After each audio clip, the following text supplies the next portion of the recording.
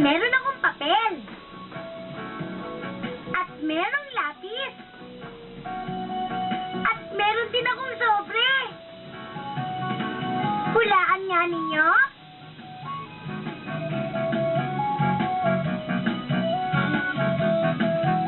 Tama! Gumagawa nga ako ng sulat. Meron kasi akong dalawang kaibigang nasa malayong lugar. At gusto ko silang kamustahin. Ay, ang tagal ko na silang hindi nakikita. Pero alam ninyo, malayo man ang mga kaibigan ko, pakiramdam ko, nandito pa rin sila malapit sa akin. Ipipikit ko lang ang mata ko, at maririnig ulit ang boses at tawa nila. Hindi kasi sila nawawala dito. Kayo, may mga kaibigan ba kayong malayo, pero malapit pa rin?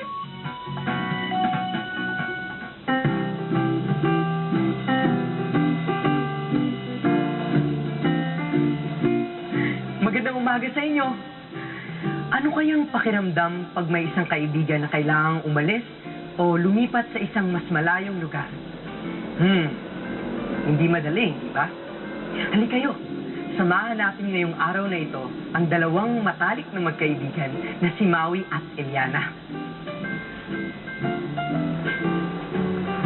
Eliana! Maui! Nanay, pwede po ako maiwan? Pakita ko lang to kay Eliana. O, sige. Pero mauna na ako sa bahay para maghanda para sa despedida natin, ha? Pero susunod ka na. Opo, nanay. Sige. Eliana, tingnan mo, oh. Ano to? Yan ba? Binili mo? Sabi ni nanay malamang nag-ielo sa London pagdating namin doon sa Sabado. Nag-ielo doon sa titirahan nyo, eh di pagpunta mo doon, maninigas ka. Di naman siguro, pambihira ka. Ano pang meron dito? Bonnet yan! Isukat mo nga. Hindi naman bagay sa'yo, mas bagay sa akin. Pasukat nga. Akin na nga yan. Sandali, tinitingnan ko pa eh. Naman kasi, akin na sabi. Sandali lang. Akin na. Oy, ayan kasi. Naku, Maui, hindi ko sinasadya. Maui, sorry ha. Hayaan mo, aayusin ko ito bago magsabado. Ayos na nga ako, inaasar mo ba ako? Oh. Ay, Eliana, nakita ko si Maui ha. Parang umiiyak.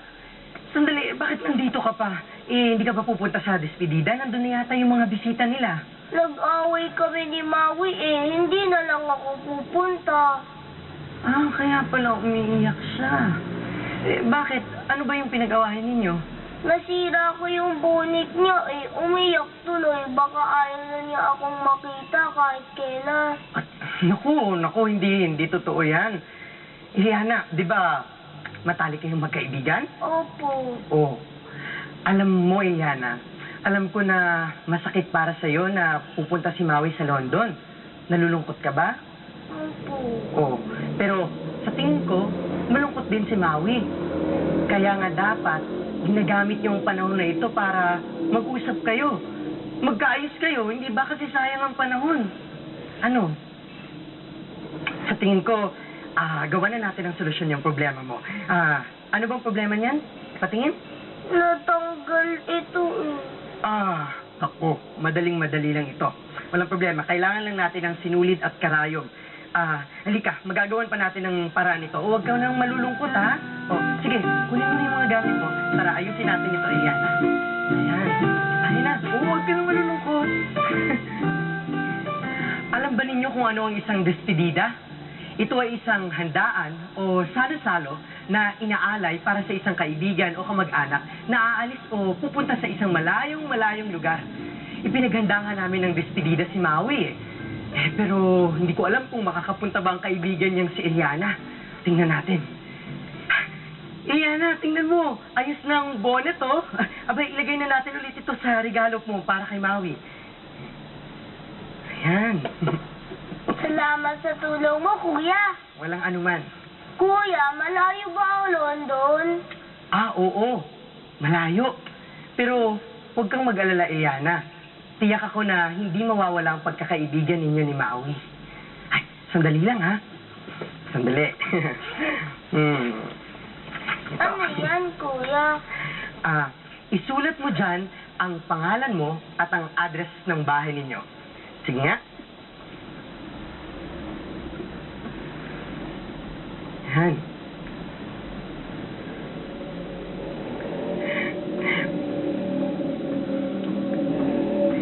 Ngayon naman, isulat mo ang numero ng telepono ninyo sa bahay.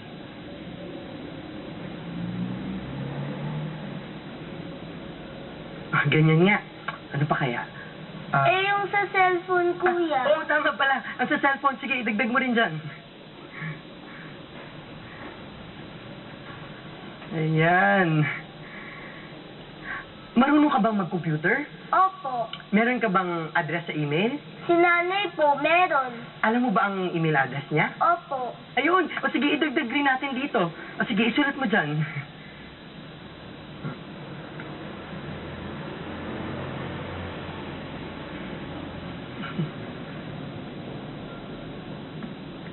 Ayan. Ngayon naman, ilagay mo ito sa regalo mo para kay Maui. Yan. Yan ang iba't ibang paraan para masulatan at matawagan ka ni Maui. Para kahit nasa London na siya, abay parang nandito pa din siya sa batibot. Ayan na! Maui!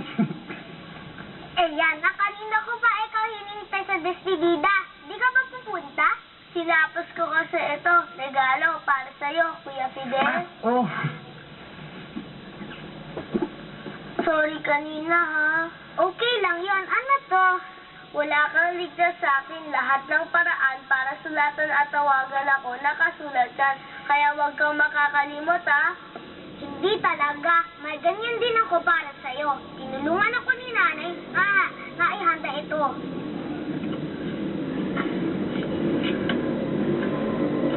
May isa pa akong regalo para sa'yo. Talaga?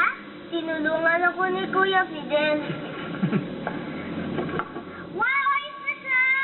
Siyempre, ayaw kong malamigan yung bumbunan mo dun, no? Malulungkot ako pag alis ko. Ako rin. Ayan ha, pati na kayo ha. O, huwag na kayong mag-aaway. Ay naku, baka hinihintay na tayo sa despedida. Tayo na. Sige, hinahanap na tayo dun.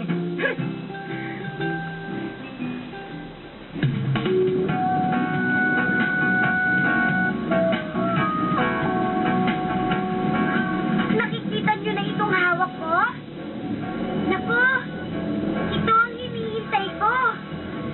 Sulat mula sa aking mga kaibigang nasa malayong lugar. Coco, Quick-Quack, Batibot, Pilipinas. Mahal naming Coco. Kumusta ka na? Salamat sa padala mong mga litrato. Masaya kami na makita ka at ang mga kaibigan mo sa Batibot. May padala din kami sa iyong mga litrato namin. Sana makadalaw din kami sa iyo.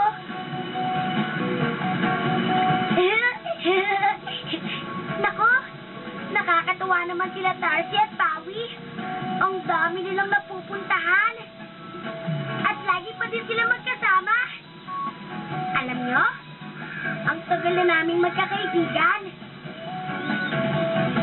Kahit sila ay magkasama, at ako ay malayo sa kanila, magkakaibigan pa din kami. At mahal ko sila.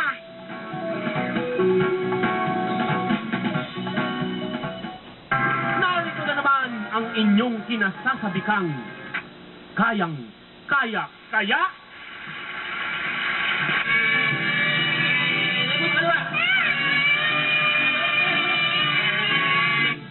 Nakikita mo ba to, Aya? Opo. Ano ito? Ah, Aha, lilibang ka. Hindi yata magandang libangan yung napili mo na yan. Hindi mo ba alam na yung mga ibon eh, kaibigan natin? Ning. Ah, Ipikit mo ang mga mata mo. ha? Takpan mo.